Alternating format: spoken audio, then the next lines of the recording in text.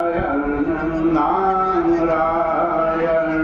भज मन नारायण नारायण नारायण राधे नारायण नारायण नारायण बदरी नारायण नारायण नारायण बदरी नारायण नारायण नारायण लक्ष्मी नारायण नारायण नारायण लक्ष्मी नारायण नारायण नारायण सत्य नारायण नारायण नारायण।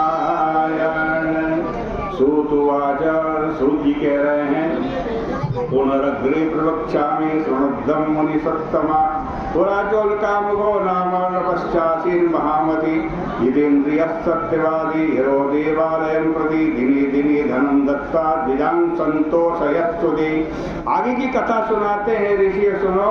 प्राचीन काल में एक उल्कामुख नाम का राजा था जो बड़ा बुद्धिमान था, जितेंद्रिय था, सत्यवादी था। प्रत्येक दिन भगवान के मंदिर में जाता और ब्राह्मणों को बहुत सा धन देकर संतुष्ट किया करता था। उसकी पत्नी भी बड़ी सुंदरी थी, कमल के समान उसका मुख था, पतिव्रता थी। एक बार राजा और रानी दोनों भद्रशिला नदी के तट पर बैठकर भगवान श्री सत्यनारायण का व्रत और भोजन कर रहे थे। उसी समय एक साधु नाम का वैश्य वहां पहुंचा। उसके पास व्यापार के लिए बहुत सारा धन था। आज कहते हैं नौका को नदी के तट पर खड़ा किया। राजा को व्रत में दीक्षित देखकर ये भी पूछने लगा कि मिदं कुरुषे राजन भक्ति युक्तेन चेतसा प्रकाशम कुरु तत्सर्वं श्रोतुमिच्छामि सांप्रदम। हे राजन, भक्ति युक्त चित्त से आप ये क्या कर रहे हो, मैं बतलाओ, मैं सुनना चाहता हूँ। आज राजा ने कहा मैं संतान की प्राप्ति के लिए अतुल तेजस्वी भगवान श्री सत्यनारायण का व्रत और पूजन कर रहा हूँ। राजा के वचन सुनकर ये साधु नाम का वैश्य बड़ा प्रसन्न हुआ। इसने कहा मेरे घर भी संतान नहीं है, मुझे भी व्रत का विधि विधान बतलाओ, मैं भी भगवान श्री सत्यनारायण का व्रत करूंगा। आज राजा से सारा व्रत का विधि विधान जानकर घर पहुंचा। अपनी पत्नी लीलावती से कहा देवी आज तो एक संतान प्राप्ति वाला व्रत सुन करके आया। पत्नी धर्मवती थी। उसने कहा तो पतिदेव चलो व्रत करते हैं, तो बड़ी अच्छी बात है। साधु नाम के वैश्य ने कहा अभी नहीं चलो व्रत करूंगा जब घर में कोई संतान हो जाए। भगवान की बड़ी कृपा हुई। आज एक दिन लीलावती अपने पति के साथ सांसारिक धर्म में तत्पर हुई। भगवान की कृपा से गर्भवती हो गई। 10वें महीने कन्या रत्न का जन्म हुआ। कन्या धर्म में ऐसे बढ़ने लगी जैसे शुक्ल पक्ष का चंद्रमा पड़ता है। पिता ने बेटी का नामकरण बड़ी धूमधाम से किया, खूब बैंड बाजे बजवाए। आज कहते पूरे गांव वालों को भोजन कराया, पूरे गांव को सजाया। बेटी का नाम कलावती रख दिया। दुर्भाग्य से व्रत करना भूल गया तो पत्नी ने कहा न करोसि किमर्थम वै पुरा संकल्पितम व्रतम।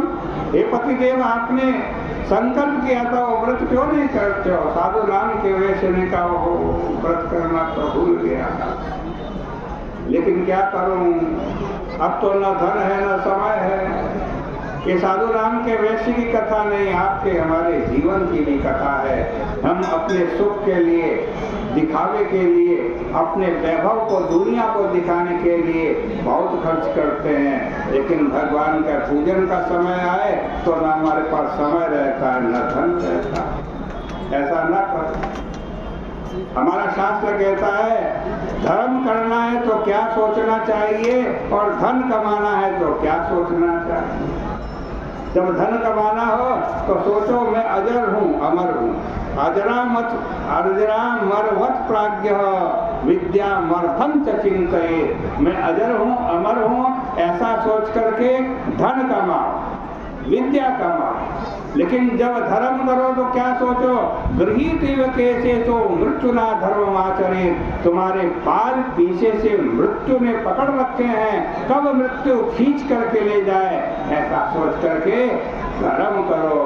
क्योंकि भाई ये मनुष्य का जीवन तो पानी में रखे हुए बुलबुले के समान है, कब फूट जाए। इसलिए जब तक जीवन है अपना जीवन सुधार ले और भगवान की भक्ति करें। आज पत्नी को कहा, देवी कोई बात नहीं, जब बेटी का विवाह होगा तब व्रत करूंगा।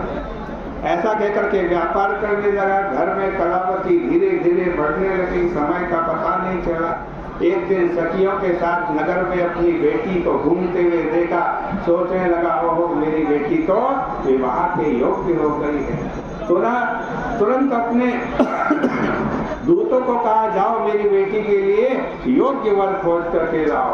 समीप में आज कहते हैं एक कांचनपुर नाम का नगर था, वहां पर दूत गए, एक योग्य वणिक पुत्र को ले आए।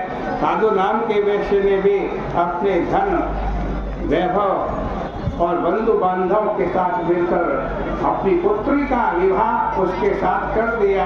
लेकिन दुर्भाग्य के कारण उस समय भी भगवान श्री सत्यनारायण जी का व्रत और पूजन करना भूल गया। और विवाह समय भी व्रत नहीं किया तो भगवान रुष्ट हो गए। कुछ समय पश्चात साधु नाम का वैश्य अपने दामाद को साथ लेकर व्यापार करने के लिए समुद्र के तट पर एक रत्नसारपुर नाम का नगर था, वहां पर गया, व्यापार करने लगा। आज कहते हैं वहां का राजा चंद्रकेतु था। इसको भ्रष्ट प्रतिज्ञा वाला देखकर भगवान ने भी शाप दे दिया, दारुणम कठिनम चास्य महत् दुखम भविष्यति। जाओ तुमको बहुत कठिन दुख प्राप्त होगा। एक दिन की बात, राजकोष से राजा का धन चुराकर कुछ चोर भाग रहे थे। उनके पीछे राजा के सिपाही पड़ गए। अपने पीछे राजा के सिपाहियों को आता देखकर चोर डर गए।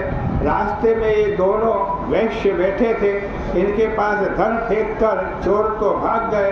पीछे से राजा के सिपाही आए, राजकोष का धन इनके पास पड़ा हुआ देखा, इनको हथकड़ियाँ बेड़ियाँ लगाई, राजा के पास ले गए और कहने लगे, महाराज भारी प्रसन्नता की बात है, चोर भी पकड़े गए और धन भी जब्त हो गया। ये बहुत कहते हैं, हम चोर नहीं महाराज, हम तो आपके राज्य में व्यापार करने के लिए आए हैं। लेकिन माया सत्य देवस्य न श्रुतम कैस्तयोर्वजा। भगवान सत्यनारायण की माया के कारण कोई इनकी बात नहीं सुनता, इनको कठोर कारागार में डाल दिया गया। आज कहते हैं घर में भी बड़ा दुख हुआ। जो धन था कुछ चोर चुरा कर ले गए, कुछ आदि व्याधि में नष्ट हो गया। दोनों माँ बेटी अन्न और धन की चिंता में दर दर भटकने लगे। एक दिन की बात, सायंकाल का समय, कलावती माँ भूखी थी, एक ब्राह्मण के घर में गई, वहां देखा भगवान सत्यनारायण की कथा हो रही है, बैठ गई, कथा सुनी, प्रसाद लेकर के घर में आई। घर में आने में देरी हो गई तो माता ने पूछा, क्या बात है बेटी, तेरा पति घर में नहीं, तू देर देर से घर में आती है, क्या विचार है?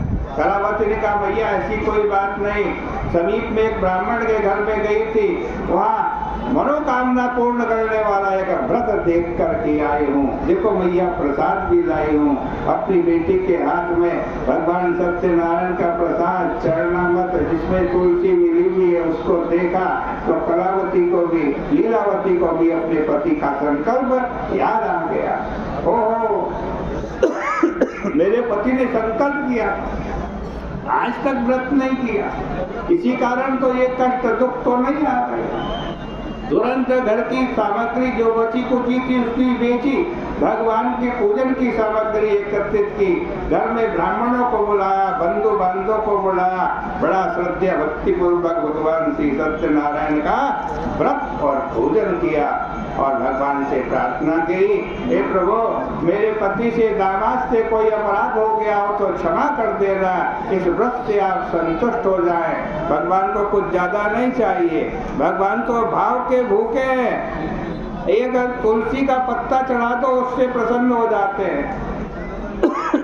भगवान प्रसन्न हुए। रात को आज चंद्रकेतु को स्वप्न में दिखाई दी और कहा तेरे कारागार में मेरे 2 कैदी पड़े हुए हैं, प्रातः काल उनको छोड़ देना, नहीं तो तुम्हारा धन संपत्ति सब कुछ पुत्र आदि सब कुछ नष्ट कर दूंगा। राजा उठा, स्वप्न को सभा में सुनाया और अपने दूतों को कहा उनको लाया जाए। दोनों को लाया गया, दोनों डर रहे थे, थर-थर कांप रहे थे, कहीं राजा ने हमारी सजा तो नहीं बढ़ा दी। राजा ने कहा डरो मत, तुम्हारे दुख का कारण मैं नहीं बल्कि तुम्हारा दुर्भाग्य ही तुम्हारे दुख का कारण था। दुर्भाग्य के बादल छट गए, अब सौभाग्य का समय आया। राजा ने पहले उनकी हथकड़ियां बेड़ियां कटवाई, हजामत बनाई, स्नान करवाया, बहुत भोजन करवाया आदर पूर्वक, और इतना धन उनसे लिया था उससे दुगना वापस कर दिया। अब बड़े प्रसन्न हुए, कहने लगे हे महाराज घर से निकले पे बहुत दिन हो गए हैं, यदि आपकी आज्ञा हो तो घर जावे। राजा को प्रणाम करके दोनों अपने घर की तरफ प्रस्थान करते हैं। और यहीं पर श्री स्कंद पुराणे रेवाखंडे सत्यनारायण व्रत कथायाम तृतीयोध्याय इस तीसरे अध्याय की कथा के पुण्य को भी भगवान के श्री चरणों में समर्पित करते हैं। बोले सत्यनारायण भगवान की जय।